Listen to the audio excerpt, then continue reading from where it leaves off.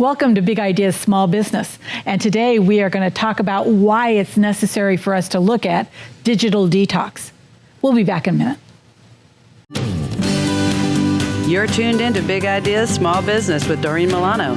Doreen brings energy, focus, and creativity with the most cutting-edge tools and systems needed to grow business, drive profits, and achieve dreams. Ready to rise? Here's your host, Doreen Milano.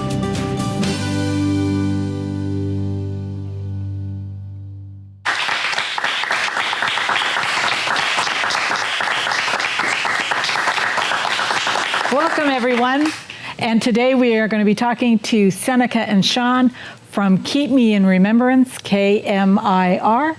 And we're going to be talking about digital detox and the importance of it as we look at our lives and how we tend to disengage because we're looking at this little box in front of us, right? And so I wanted to start today with a little story. I grew up on sailboats. I mean, we had a regular house, but every weekend we were sailing, we were racing yachts, we were doing other things. And in the middle of the ocean, there is no cell phone, there's no TV, there is no nothing except for a ship to shore if you get in trouble. But I learned more about the ocean, what lives in it, and how to actually work a sailboat. And I didn't have a cell phone to rely on. Mm-hmm. So in your program of KMIR and the digital detox, tell us more about what that's really about. Yeah, thank you. So KMIR, KMIR, is an acronym that means Keep Me In Remembrance. And we have several different campaigns. One of them is the Social Media List Challenge. And wrapped up in the Social Media List Challenge are the digital detox. So essentially, the Social Media List Challenge is encouraging humans to reduce their social media footprint for 3 days and replace that time with something more healthy and beneficial. So maybe that's going on date nights or spending more time with your family or deepening your spiritual practice or your health. So we've wrapped that challenge into a fun exercise. We've been able to identify that a lot of these different challenges before were very heavy and like clinical, and this is a little bit more light and fun. So digital detox is the framework around the Social Media List Challenge. That is great. One of the things that I noticed even as an adult, you know, my fun time was at the beach. Mm-hmm. I lived at the beach. I lived in near Capitola, California. I was in Santa Cruz. And so when I had a few minutes, I'd head over to the yacht club and talk to people about sailing and, you know, learning more about what was going on in the area. But it was all about engaging and connecting with people. And that's really the message behind all this, isn't it?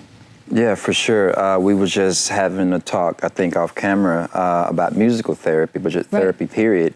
And one of the things that I was speaking about is that the most sophisticated technology that we have as humans is the human spirit. And I think that it's easy to forget that in such a digital, sophisticated world. And this concept that we have is not taking the place of social media. Social media is here. Right. We're just simply here to create a space and complement social media by bringing what we call H2H, which is human-to-human connections, and getting people back into that authentic space and creating a safe space for people to be able to do that. Because we spoke a few months ago, there's a lot of guilt that comes with the attachment to the devices and the attachment to social media. So when you bring up the subject matter, people kind of shut down. Sometimes people get defensive and we're like, wait, look, like we're all going through this. This is just an opportunity to create a space. And we've been able to identify that people want to have the conversation if it's created right. So that's where the digital detox came into the picture. One of the things I noticed is my youngest son lives on his cell phone. He's a pilot and he uses his cell phone as a tool for flights, and he uses it as a communication tool, and he uses it as an entertainment device. So he gets a little irritated when I don't immediately respond to a text. Mm-hmm. And I don't. You know, when my day is done, my phone is plugged into charge and it's next to my computer and that door is closed and I've walked away. Yeah. And so he's gotten in the habit, if he needs to really talk to me, he texts my husband. But Yeah. the whole point of this is to start talking to people and not communicating completely through your device. Yeah, completely on devices. I personally, I do have a Facebook page, but I'm hardly ever on there, right? I don't do social media. That's just a personal preference for me. Not everyone can do that, and that's completely okay. We have had to create some more diversified marketing strategies since we're not on social media, which makes our job kind of difficult sometimes, but I have learned to do things that feel good to me and are aligned with a certain, just a fabric. But you're right, getting back to that human connection is super, super important. And I tell people, half jokingly, that my hero is Willy Wonka, right? So that just kind of puts the framework as far as who I am. But something that I started doing at networking meetings or when I meet people for coffee is something called Aikialia, right? So that's part of the digital detox conversation that we have. And Aikialia is a acronym that means, if you break down the word, I know you and I love you anyway, right? So Aikialia, if you break that down letter by letter, is I know you and I love you anyway. And I would sit down at coffee shops with people after the first time meeting them at a network event, and I'll just say, let's just play Aikialia before we continue. And basically, it's just spending about 30 seconds to share something with me and vice versa that's slightly past the comfort zone that you would normally share in a super sophisticated setting that you're comfortable with, right? And just break that human barrier just a little bit and get vulnerable. And each time you do it, you connect on a human level before you even talk anything about business. And people are thirsty for that. So these are the opportunities that we like to create. I think something also you'd mentioned a second ago, like looking at people's, you're looking at people's social media. And I think a lot of us, I'm not really on social media anymore, kind of backed off personally. That's my own preference. But I notice I would be following people's lives, but not engaging. It's like, oh, what are my friends doing? It's like, oh, that's cool. That's how they're living. But I don't think there's that human-to-human connection that's missing. Yeah. So when we look at how we're choosing to live our lives today, what are the things that you would suggest that we use as practices to create more of that human connection? Yeah, so to create more of a human connection, I would energetically answer that question by saying it needs to be a lifestyle. It needs to be authentic. If you're looking for and I'm not suggesting that you were, but just in general, if you're looking for workshop bullet points about how to do this or that, that's fine, and that's going to get you a certain level of success. But I tell people, I work with a lot of youth. I'm a personal trainer at a gym near downtown. I do fitness, mindfulness, and meditation. And I teach this promise-keeping concept. And I tell people success is more than just a dollar amount. It's more than just meeting someone. It's about waking up at 5 or 6 o'clock in the morning and being okay with your reflection, right? That's where true success begins. So when you ask me, how do we deepen that connection, we're talking about heart changes. We're talking about new perspectives. We're talking about actually embodying something. I have a bunch of terms and concepts, and one of them is ABP model. ABP model is as a byproduct training, not something to do, but a person to become. And when you do that, as a natural byproduct, organically, those connections will begin to take place because you yourself is different. So it's going to be different for each person, so you have to start at your core. And some of the things would be meditation, what you read, the people that you speak with, the type of conversations that you do have to input that information inside of you. Yeah, and when you and I originally met, it was at a networking event. Mm-hmm. And I was really drawn to you from the standpoint that the message was really important, but I also saw a huge benefit to the business populace, because I believe that too many businesses are focused on, making sure that their ranking in social media is the right ranking, and they're not connecting They're chasing what Google's doing, what my previous guest was talking about, right? And when we really talk about the social connections, I walk into a lot of businesses where the social connection is between me and the owner of the business, but the rest of the employees have no clue what's going on. Yeah. Yeah. And I would see this as a real benefit within the business world to start with. Yeah, you really actually put a great idea into our subconscious. We talked about it in our business meeting, because originally I'm starting to do this with youth. Spiritual centers. I teach at a few spiritual centers here in Dallas, and really reaching out to the community, how a spiritual leader can use this for their congregation to pull off collectively to go deep in their spiritual practice or do community service is what I was thinking. And then you introduced that in the business world, which is always good. And I do think there is some space for that. And we are developing ways to be able to introduce that to a company. But just as we're speaking about business real quick, how a company or influencer could leverage the social medialess challenge H2H concept. So say you have an influencer and you're heavily on social media and you're working with your community and you have a product or service. Well, you could use this by speaking to your community on social media, and you have a product, whatever that may be, and they all reduce their social media footprint or pull off for 3 days with you, and you give them some homework or an assignment to do with your particular product or service to engage with the community. And they do that collectively. And then after the 3 days, you come back and you can discuss and talk about it. This creates a very unique way to engage with your customer base that you don't really see happening that often, right? And I do think that your community can appreciate that more because it's connecting on a more human level, right? I think that's brilliant. Yeah, so I really do. Those are some ways that you can actually use this concept because, again, we're not anti-social media. Right. This is just a tool. Well, I think especially during the last few months, people have become isolated. They're having a harder time connecting. I think one of the things that's gone on is that sometimes we've forgotten how to engage. Mm-hmm. We've forgotten how to have that conversation. We don't know that it's okay to break into a clique of 3 or 4 people and say, oh, that sounds really interesting.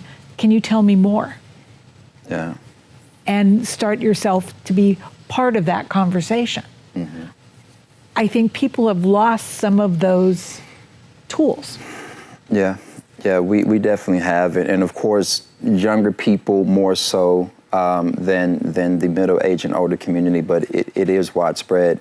One thing that I've probably gained the most, and I'll be quiet here in a second, I want you to throw some stuff in, but just from a straight networking and human connection standpoint, one thing that I've definitely gained the most, and this isn't really like a social media thing, it's just a human thing, past actually the product or service, I have sat down with so many people in this past 2 years that I would have normally never spoken to in any regular situation, people that did not look like me, didn't come from my background, and we sit down and we have an hour-long conversation, 2-hour-long conversation over coffee, right?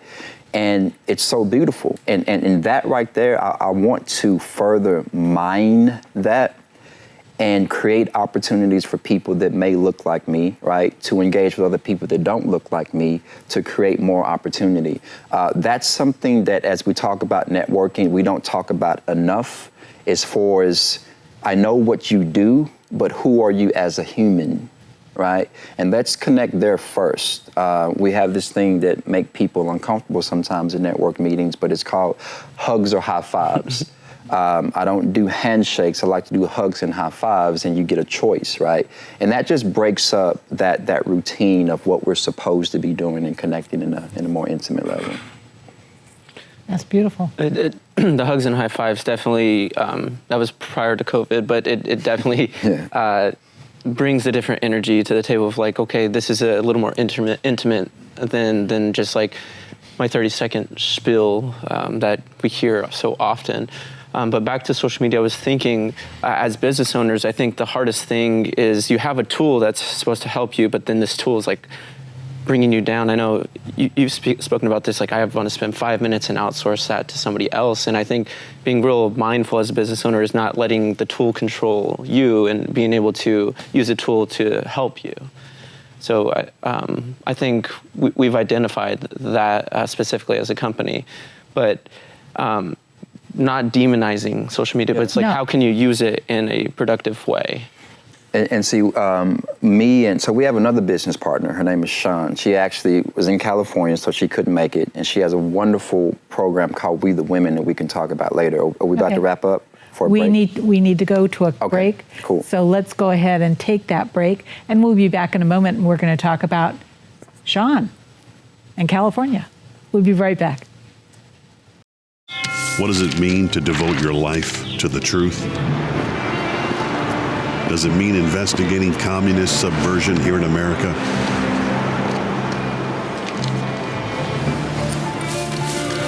Does it mean exposing the deadly fentanyl crisis in the Midwest? Or spending late nights and covering deep government corruption? Does it mean persevering over 20 years, even after 4 masked men set one of our printing presses on fire last year? Because at a time when America's traditional values are under attack,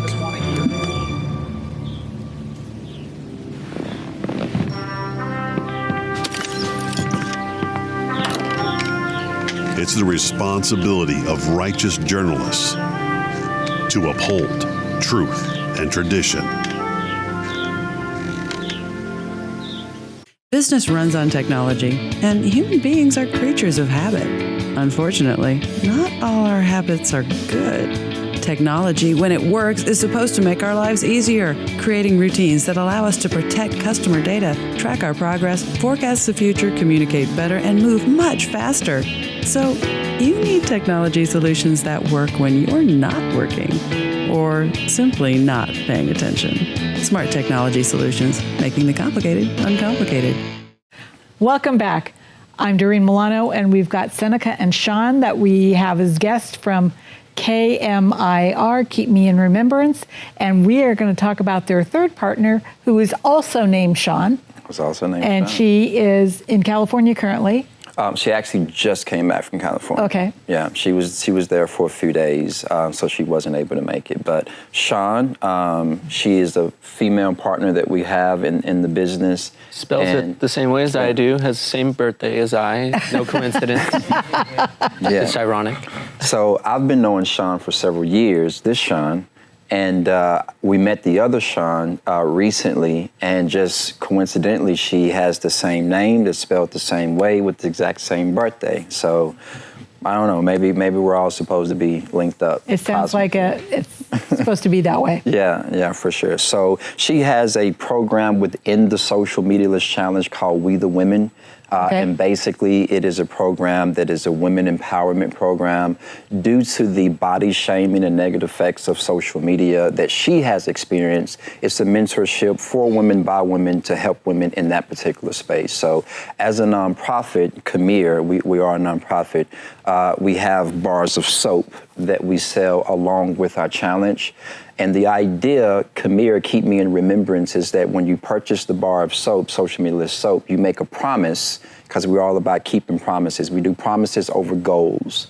Promises are more intimate. And if you haven't noticed, we're a very intentional company, right? Right.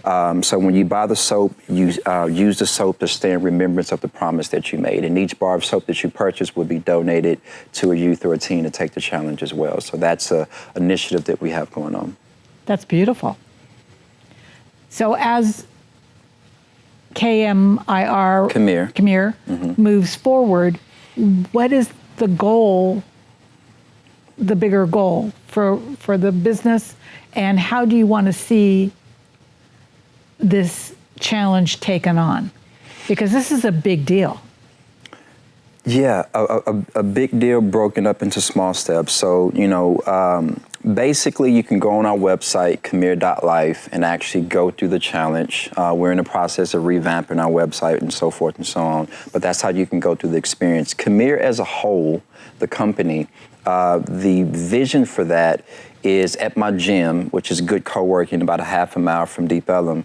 I just worked with Cafe Momentum, which is a restaurant here in Dallas that takes juvenile students and takes them through a 12-month program to train them in the restaurant industry. And then Ruthie's is a food truck that takes those graduates and allows them to go into more entrepreneur type skills. So I'm going to be working with both of those organizations this year.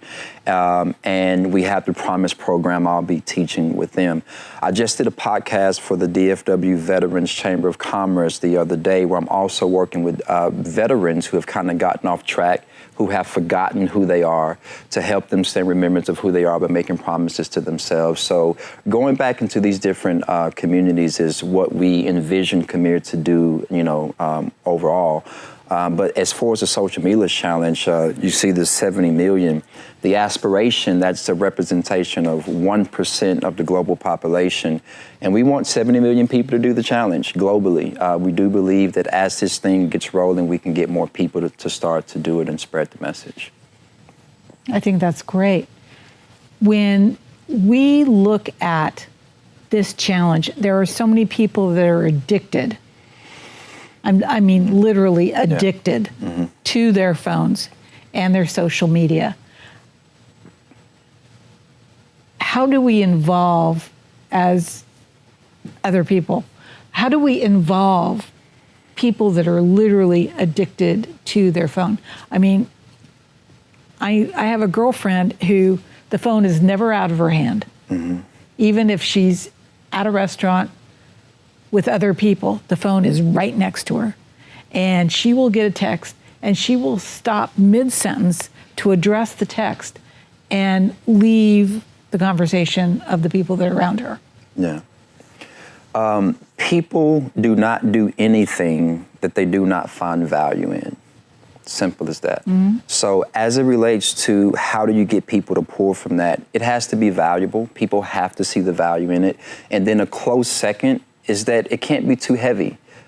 We kind of joke and say that, social media is an addiction and we are kind of like a gateway solution, right? Just something soft, nothing too heavy, to give people an opportunity to step into it, make it kind of fun. So the digital detox, which we're going to be launching here in the fall, is designed specifically for that. It's to get groups of people in a fun, engaging way.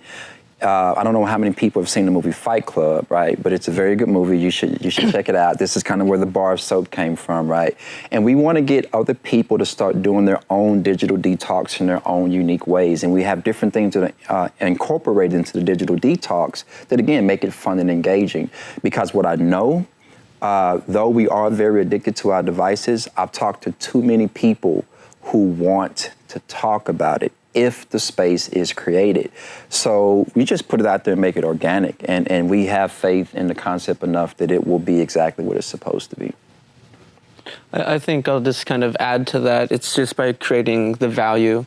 If somebody sees it's valuable for them and they share it with somebody that they care about, like, hey, give it a try. Just like literally try it and see what you think. And that value can compound, I think, over time. Yeah, and that's a good point, because it's like I'm into the fitness world. So it's getting trainers to use the social media challenge or the promise idea, and actually their clients benefit from staying off of social media for 3 days and maybe getting that diet started. And then this is what social media did for me. Now it changes the whole conversation. I was talking with my son, who's 10, and I was like, hey, I got this, your dad got this social media challenge going on. He's like, whatever. Like, I'm not even trying to hear that, right? But I explained to him he likes baseball, and he's working on his pitching. So I said, hey, look, let's reduce for 3 days off of social media and just specifically work on your pitches so you can get better. And when I said it, like, the light bulb went off. He was like, oh, like, this is how I can leverage it. So we tell people the challenge really isn't about social media at all. It's about giving you the gift of time. That's what it's really about, right? So just getting people to see the value in it. I think that is a brilliant connection. Because we all need more time. We all need to have that ability to create more time and space within our lives. And it's difficult to do that when we're so entrenched in taking care of this little box that sits on our desk. Yeah. It makes it really difficult. I also think that there's another piece to this puzzle that I think is really important, and I think that piece is this.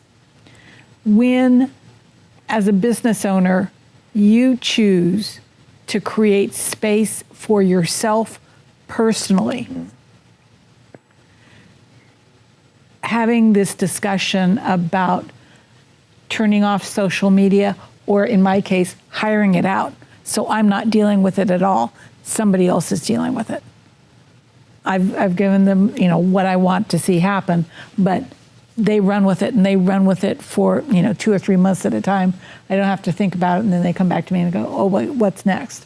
Yeah. But I think the big part of this is making sure that we are taking personal responsibility for who we are and how we move through this. Mm-hmm.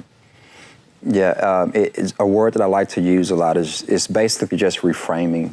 I mean, that's really what you're doing, is you're basically reframing, but actually applying it to your life. So like when I do fitness, for an example, I tell people this has really little to do with working out at all. This is really about self-love. That's like really what we're doing right now. And when you change the vocabulary, so now me doing 100 squats and 100 push-ups isn't just kicking my butt. It's really about self-love and keeping promises. It changes the whole concept. So when we start to talk about personal development and being successful, and begin to break things down from the aspect that you're speaking about of actually pouring into myself so that I can be better, it's basically an investment. But investments are boring sometimes. They're time consuming. We don't really like to do investments, though we know that they're very, very beneficial. So it really is making a personal investment inside of yourself. Anything you want to add to that? No, it's pretty spot on. Okay, so from my perspective, it's really easy. It's time to go to the beach, right? Cool. Yeah. It's time to go out and do things without that thing we call a cell phone. And, when I go to the beach and I went sailing, the cell phone was always left at home because I didn't need it. And it would get ruined. And there's a lot of other reasons. But it's about going to the beach. It's about going to the yacht club and seeing all my buddies at the yacht club. It's about going and doing a barbecue on the beach. It's about doing other things that involve other people. It's not about turning off your social media and then sitting in front of the TV. Correct. Right? Yeah. That's not what it's about. And when we talk about the value of this, we haven't really got into any of the back end of the documentaries like The Social Dilemma, right? There's also one like Social Child 2.0, when they're really talking about the back end and what they're really doing with social media behind the scenes. So that's a whole nother conversation. I think I see her telling us to wrap it up.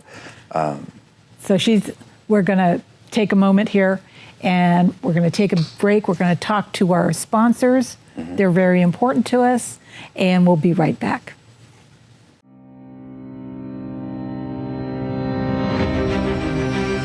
My American dream is to help you stay healthy and energized so you can live your American dream. Our American dream is equipping future generations of American dreamers. My American dream is to protect my community so they can live their American dream. My American dream is to bring you some spice and flavor to your life. Our American dream is ensuring what's most valuable to you. Our American dream is creating opportunities for healthcare providers so they can have their American dreams. My American dream is serving our business community and advocating for all of your American dreams.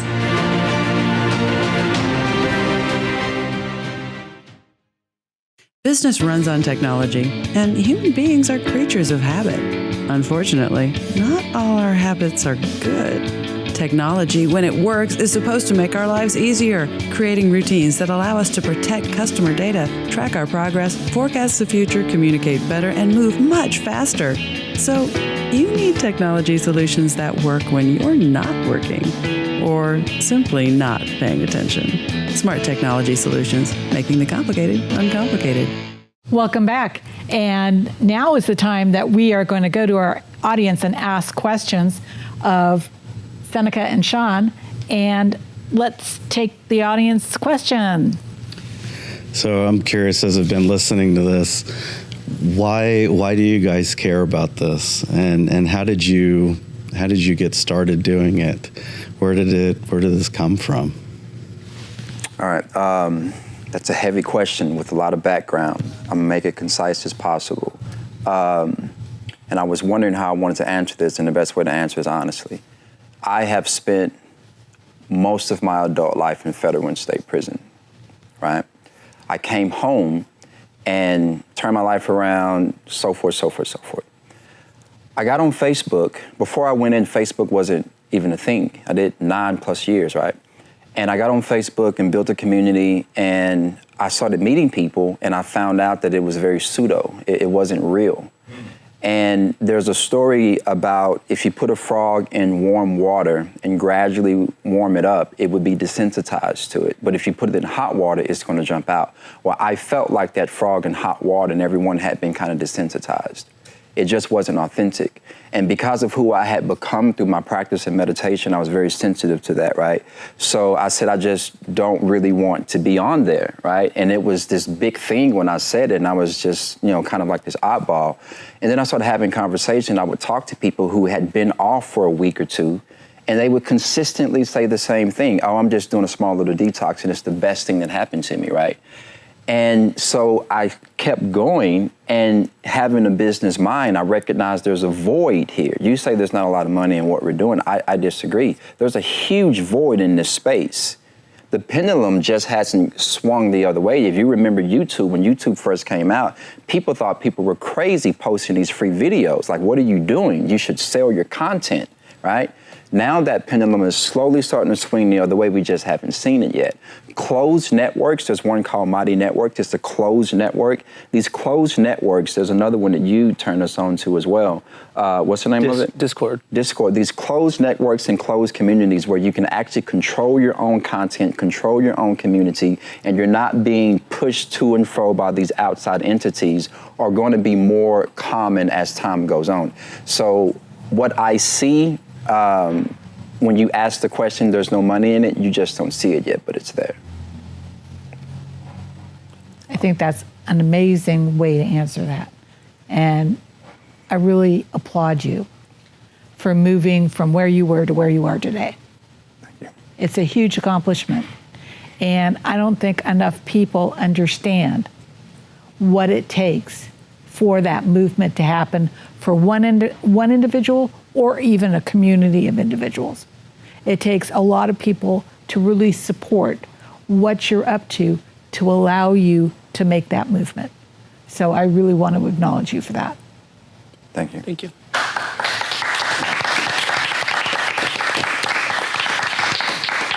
So how do we get a hold of you guys? How do we engage in a way that, we can take on the challenge, or we can talk to our companies about taking on the challenge, or we can talk to our community groups about taking on the challenge? You can, you can find us at KMIR.life. All our contact info. KMIR.life. KMIR.life, Okay. You can find us there. And then our email is going to be hello at KMIR.life, LIFE. You can contact us there. I have a show coming up at SMU this fall. Be open to speak with you guys about that as well. And is that a podcast or a TV show? No, it's actually going to be an in-person live show. Oh, great. I'm going to be doing something at SMU with something called Arts of Oppression. I'm also going to be speaking at the Compassion Conference September the 18th in Richardson as well. I was selected to be a speaker with that. So I have a few speaking engagements coming up that if you want to know more about that, you can connect with us via website or personally. That's wonderful. And I really want to see you continue this cause because I think it's needed. I think there's a lot of people that need to shift their perspective for 3 days and really understand what they can gain out of that 3 days. Yeah. And I know we didn't go deep into this, and there's a lot more beyond this, but I think this is a good scratch on the surface. Thank you, thank you. And the last thing is how you know that it's really a thing is that it's just 3 days. I mean, it's 3 days. If I were to say like a challenge for a year, but it's just 3 days. So surely you can do something for 3 days. Thank you. So thank you. It has been a pleasure to have you here, both of you. Thank you. And I really appreciate your openness and your forthcoming attitude with regards to putting this out there for the world to enjoy. So thank you.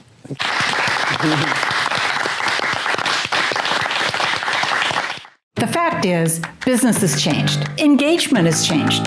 And for us to recover our businesses and our communities, we have to engage differently. If you want to have a serious conversation about engagement, community, and your business, call me, Doreen Milano, Visions to Excellence. I'm an executive coach. You can reach me at 650-483-5798 or contact me online at v2e.biz. That's capital V, number 2, E.biz. Let's have a conversation.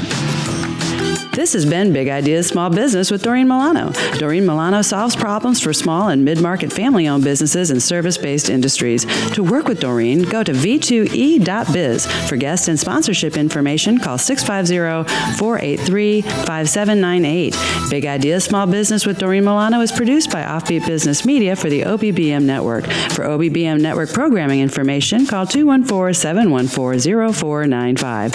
Unauthorized use of any part of Big Ideas Small Business with Doreen Milano without prior permission through the OBBM network is strictly prohibited.